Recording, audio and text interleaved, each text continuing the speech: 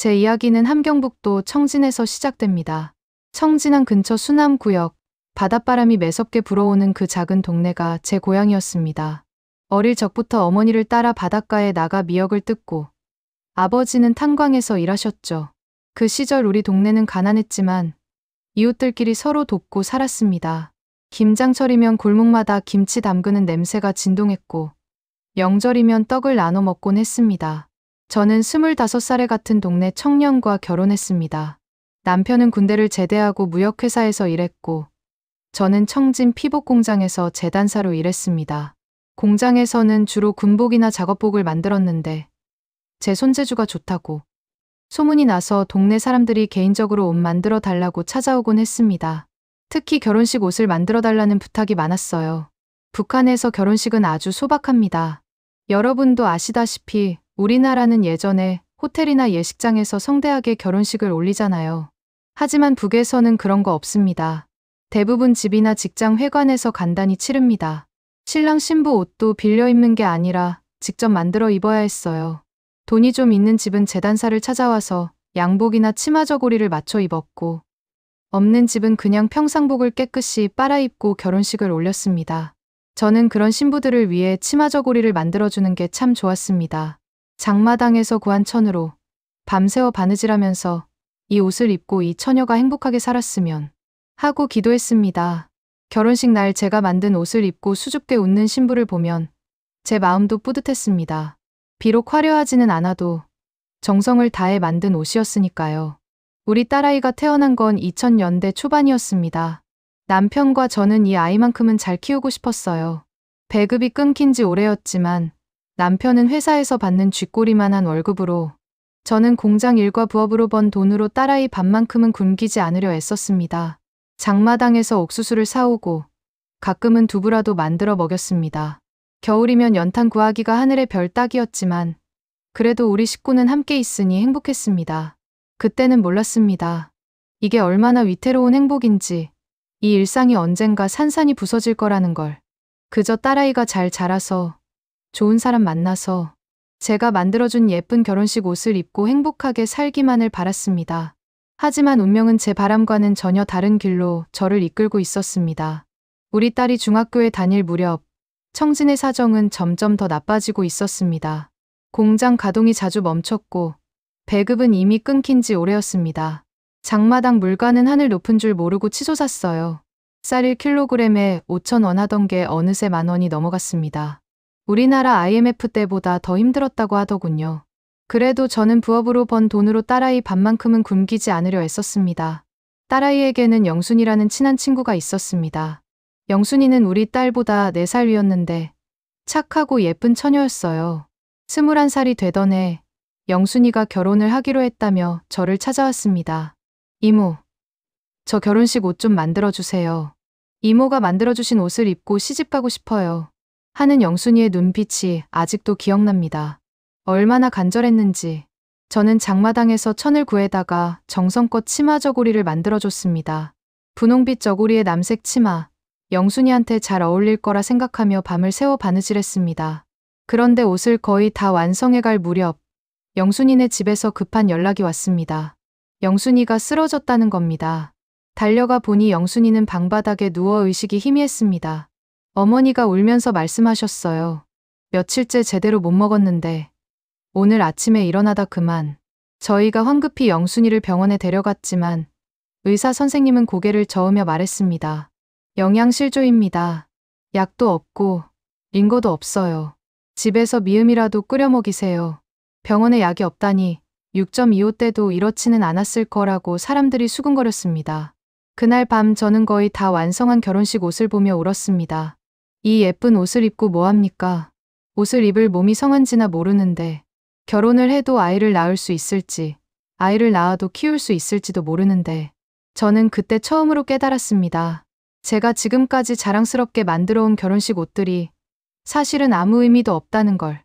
겉만 번지르르하게 꾸민들 속은 텅 비어 있는데 무슨 소용이냐는 걸. 영순이는 한 달 뒤에 조용히 결혼식을 올렸습니다. 제가 만들어준 옷을 입었지만 얼굴은 창백했고 걸음걸이도 위태로웠습니다. 결혼식 음식이라고 해봤자 집에서 만든 두부 면모, 감자 몇 개가 전부였어요. 우리나라 결혼식은 뷔페 음식이 넘쳐나고 사람들이 배불리 먹는다던데 북에서는 신랑 신부도 제대로 못 먹는 판이었습니다. 그날 밤 저는 잠을 이룰 수가 없었습니다. 우리 딸도 몇 년 후면 20살이 됩니다.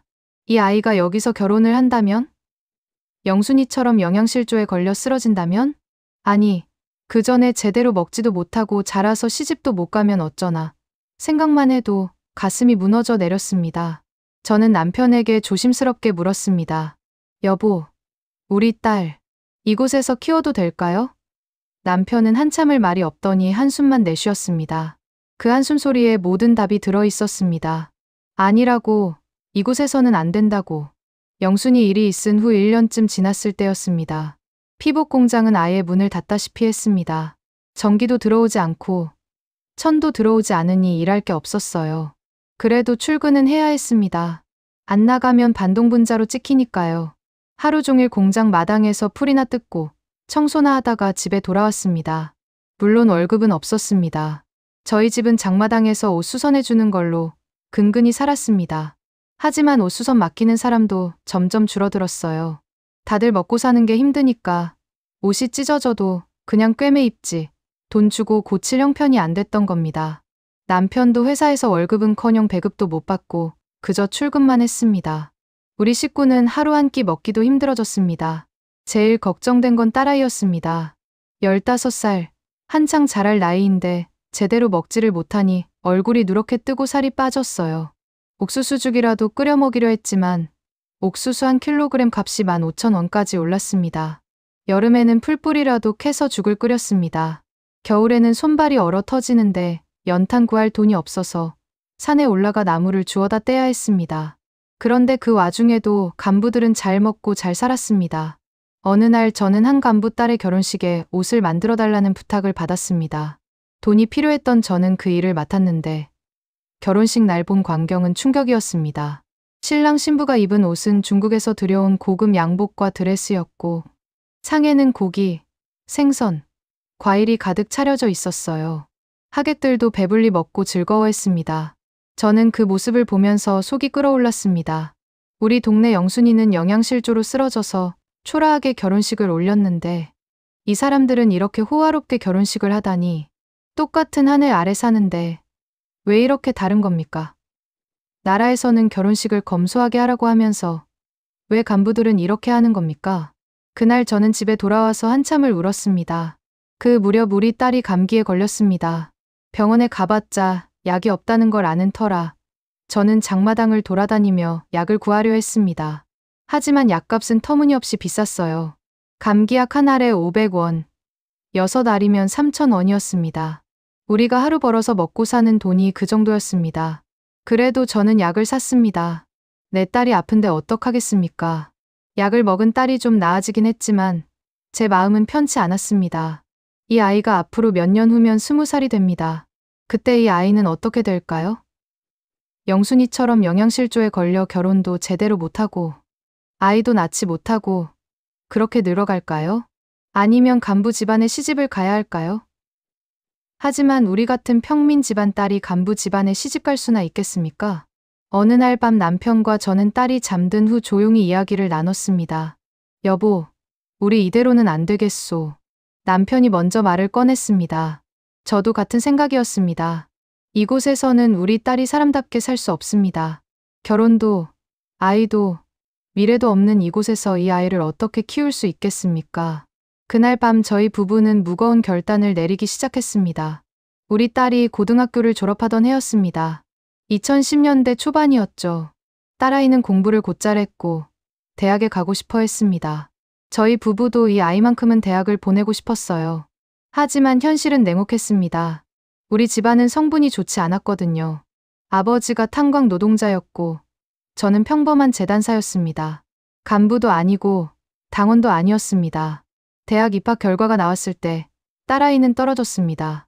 성적은 충분했지만 성분 때문이었어요. 선생님이 조용히 말씀하셨습니다. 미선이 어머니, 아시겠지만 요즘은 간부 집안 아이들도 대학 가기 힘듭니다. 일반 집안은 말을 잊지 못하시더군요. 그 말 속에 모든 게 담겨 있었습니다. 얼마 후 딸에게 통지서가 왔습니다. 청진 어느 피복 공장에 배치되었다는 내용이었습니다. 제가 20년 넘게 일했던 바로 그 공장이었어요. 전기도 안 들어오고 월급도 안 나오고 그저 출근만 하다 집에 오는 그 공장. 저는 통지서를 보며 눈물이 났습니다. 이 아이도 저처럼 20년, 30년을 저 공장에서 허비하다가 늙어갈 거라는 생각에 가슴이 무너졌습니다. 그날 밤 저는 남편에게 말했습니다. 여보, 우리 가야 해요. 여기서는 이 아이 미래가 없어요. 남편도 고개를 끄덕였습니다. 알아요. 나도 오래전부터 생각해왔소. 이 아이만이라도 살려야 한다고. 그렇게 우리 부부는 탈북을 결심했습니다. 죽을 수도 있다는 걸 알면서도 여기 남아서 천천히 죽는 것보다는 낫다고 생각했습니다. 준비는 조심스럽게 진행했습니다. 장마당에서 몇 년 동안 모은 돈이 있었어요. 옷 수선해서 번 돈, 결혼식 옷 만들어주고 받은 돈을 조금씩 모았습니다. 중국 돈으로 2,000위안 정도였습니다. 우리나라 돈으로 치면 30만 원쯤 되는 돈이었죠. 그 돈으로 브로커를 찾았습니다. 장마당에는 귀띔해주는 사람들이 있었거든요. 두만강 건너고 싶으면 누구를 찾아가라 하는 식으로요. 제일 힘든 건 어머니께 말씀드리는 것이었습니다. 아버지는 제가 30살 때 돌아가셨지만 어머니는 아직 살아계셨어요. 이른이 넘은 연세에 혼자 사시는데 제가 떠난다고 하면 얼마나 슬퍼하실까요? 차마 말씀을 드릴 수가 없었습니다. 떠나기 사흘 전 저는 어머니 댁에 갔습니다. 마지막으로 뵈러 가는 거라고 말씀은 못 드렸지만 어머니는 아셨던 것 같습니다. 미선아, 내가 무슨 생각을 하는지 어미가 모를 줄 아니? 어머니가 제 손을 꼭 잡으시며 말씀하셨어요. 가거라. 내 딸만이라도 살려라. 어미 걱정은 하지 말고. 저는 어머니 품에 안겨 한참을 울었습니다. 떠나기 전날 밤, 저는 동네를 마지막으로 돌아봤습니다. 청진항 바닷가, 어릴 적 뛰어놀던 골목길, 아버지가 일하시던 탄광 쪽을 바라봤습니다. 여기가 제 고향이고 제가 나고 자란 곳인데 이제 다시는 못 올 수도 있다는 생각에 눈물이 났습니다. 하지만 저는 결심을 굽히지 않았습니다. 딸아이를 위해서라도 꼭 성공해야 한다고 다짐했습니다. 그렇게 우리 가족의 탈출은 시작되었습니다. 2015년 겨울, 그날은 제 인생에서 가장 길고 무서운 밤이었습니다. 브로커가 정해준 날짜에 우리 가족 셋은 청진에서 회령 쪽으로 향했습니다. 기차를 타고, 걸어서, 때로는 짐차에 얻어 타면서 국경 지역까지 갔습니다. 3일 밤낮을 걸려 도착한 두만강은 꽁꽁 얼어붙어 있었습니다. 브로커가 말했습니다. 밤 11시에 출발합니다. 순찰대가 교대하는 시간이니 그때가 제일 안전해요. 강은 얼어있지만 조심해야 합니다. 소리 내면 안 되고 불빛도 켜면 안 됩니다. 저는 딸아이 손을 꼭 잡았습니다. 17살 딸아이는 떨고 있었어요. 엄마, 무서워요. 괜찮아. 엄마가 있잖아. 우리 꼭 성공할 거야. 밤 11시, 드디어 출발 신호가 떨어졌습니다. 앞서 가는 브로커를 따라 우리 가족은 강둑을 내려갔습니다. 얼음 위에 첫 발을 디딜 때 제 심장은 터질 것 같았습니다. 젊지 않은 몸으로 이 얼음을 건너야 한다는 게 두려웠지만 딸을 위해서라면 할 수 있다고 스스로를 다독였습니다. 얼음 위를 걸으며 저는 하늘에 계신 아버지께 기도했습니다. 아버지, 저희를 지켜주세요. 저희 딸만이라도 살려주세요. 어릴 적 아버지가 안아주시던 기억, 돌아가시기 전 미선아, 너는 강한 아이니까 잘 살 거야 하시던 말씀이 떠올랐습니다. 눈물이 났지만 참아야 했습니다. 지금은 울 때가 아니었습니다. 강 중간쯤 왔을 때였습니다. 갑자기 멀리서 불빛이 보였어요. 순찰대였습니다. 브로커가 급히 손짓했습니다. 엎드려요. 움직이지 마세요. 우리는 얼음 위에 배를 깔고 엎드렸습니다. 딸아이가 숨소리조차 죽이며 떨고 있었어요. 제 옆에 있던 남편이 제 손을 꼭 잡았습니다. 괜찮소. 곧 지나갈 거요. 불빛이 가까이 왔다가 천천히 멀어졌습니다. 얼마나 시간이 지났는지 모르겠습니다. 1분 같기도 하고 1시간 같기도 했어요. 브로커가 다시 일어나라는 신호를 보냈고 우리는 조심스럽게 다시 걸었습니다. 얼음이 삐걱거리는 소리가 날 때마다 심장이 멎는 것 같았습니다. 그런데 강 끝자락에 거의 다 왔을 때 남편이 미끄러졌습니다. 얼음에 넘어지면서 다리를 다쳤어요. 남편이 신음소리를 참으며 일어나려 했지만 제대로 서지 못했습니다. 저와 딸이 양쪽에서 남편을 부축했습니다. 여보, 조금만 참아요. 거의 다 왔어요. 딸아이도 아버지를 꼭 붙잡았습니다. 아빠, 힘내세요. 우리 거의 다 왔어요. 셋이서 부축하고 부축받으며 마지막 남은 길을 걸었습니다. 얼마나 간절했는지 발밑에 얼음이 깨질까봐, 순찰대가 다시 올까봐 숨소리 하나하나가 조심스러웠습니다. 그렇게 끝없이 긴 시간이 지나고 드디어 우리는 강 건너편 땅을 밟았습니다. 중국 땅이었습니다. 그 순간 저는 주저앉아 울고 싶었지만 아직 안전한 곳이 아니었습니다. 브로커가 우리를 재촉했고 우리는 어둠 속으로 걸어 들어갔습니다. 뒤돌아보니 두만강이 검게 보였습니다. 이제 돌아갈 수 없구나. 그 생각이 들자 슬픔과 안도감이 동시에 밀려왔습니다. 우리는 살았습니다. 하지만 이제 고향은 영영 멀어진 거였습니다. 두만강을 건넌 우리는 브로커의 안내로 중국 연길 근처 조선족 마을에 도착했습니다. 자유를 얻었다고 생각했는데 막상 중국 땅에 발을 디디니 또 다른 두려움이 시작되었습니다. 우리는 불법 체류자였습니다. 공안에게 잡히면 북송되고 북송되면 정치범 수용소에 갈 게 뻔했습니다. 목숨 걸고 강을 건넜는데 여기서도 숨어 살아야 한다는 현실이 막막했습니다. 다행히 조선족 동포분들이 도와주셨습니다. 같은 핏줄이라고, 우리 말을 쓴다고 숨어 지낼 수 있는 방 한 칸을 내어주셨어요. 이모, 우리도 옛날에 만주로 떠났던 조상님들이 있습니다. 그때 생각하면 당신들이 남 같지 않아요. 그분의 말에 저는 눈물이 났습니다. 북에서는 체제가 우리를 내쳤고 중국에서는 법이 우리를 거부하는데 그래도 사람의 정은 남아있구나 싶었습니다. 남편은 다리 부상으로 제대로 걷지 못했습니다. 저는 돈을 벌어야 했어요. 조선족이 운영하는 작은 식당에서 설거지 일을 시작했습니다. 아침 7시부터 밤 9시까지 일했는데 하루 품삯이 50위안이었습니다. 우리나라 돈으로 한 8,000원쯤 되는 돈이었죠. 손은 거칠어지고 허리는 아팠지만 그래도 일할 수 있다는 게 감사했습니다. 제일 힘든 건 언어 문제였습니다. 중국말을 못해서 손님들이 뭐라고 하면 알아듣지 못했어요. 가끔 한족 손님이 화를 내면 가슴이 철렁했습니다. 탈북자 아니야? 하고 의심할까봐 두려웠거든요. 그럴 때마다 주방장님이 나서서 저를 감싸주셨습니다. 이 사람은 조선족이에요. 말이 서툴러서 그래요. 거짓말로 저를 지켜준 그분의 은혜를 잊을 수가 없습니다. 딸아이는 낮에는 방에서 중국어 공부를 했습니다. 조선족 아주머니가 교과서를 구해다 주셨고 딸은 열심히 배웠어요. 엄마, 나 중국어 배워서 엄마 도와줄게요.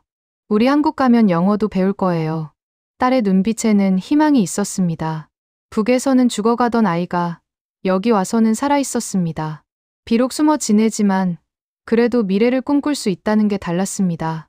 석 달쯤 지났을 때 공안 단속이 심해졌습니다.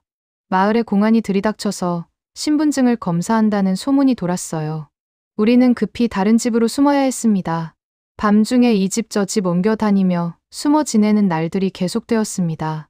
그때마다 딸아이가 떨며 물었습니다. 엄마, 우리 잡히면 어떡해요? 괜찮아. 엄마가 지켜줄게. 우리 꼭 한국 갈 거야. 그러던 어느 날 조선족 아주머니가 한 분을 소개해 주셨습니다. 한국에서 오신 선교사님이었습니다. 목사님은 우리를 보더니 따뜻하게 말씀하셨어요. 고생 많으셨습니다. 이제 한국으로 가는 길을 알려드리겠습니다. 라오스를 거쳐서 태국으로 가면 한국 대사관이 도와줄 겁니다. 그 말을 듣는 순간 눈물이 났습니다. 정말로 한국에 갈 수 있다는 희망이 보였습니다. 중국에서의 6개월은 길고 힘든 시간이었습니다.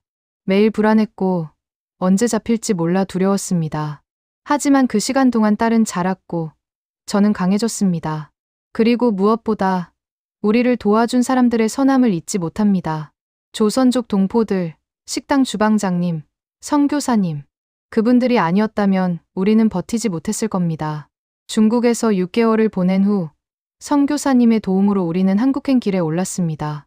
2016년 초봄이었습니다. 목사님이 설명해 주셨어요. 중국에서 바로 한국으로 갈 수는 없습니다. 라오스를 거쳐 태국으로 가야 합니다. 태국 방콕에 한국 대사관이 있으니 거기서 도움을 받으실 수 있어요. 멀고 험한 길이었지만 우리에게는 그것만이 유일한 길이었습니다. 선교사님께서 여행 경비와 가짜 신분증을 마련해 주셨습니다. 조선족 신분증이었어요. 중국 공안에게 걸리면 이걸로 조선족 행세를 해야 한다고 하셨습니다. 하지만 절대 말을 많이 하지 마세요. 중국어가 서툴면 들킬 수 있으니까요.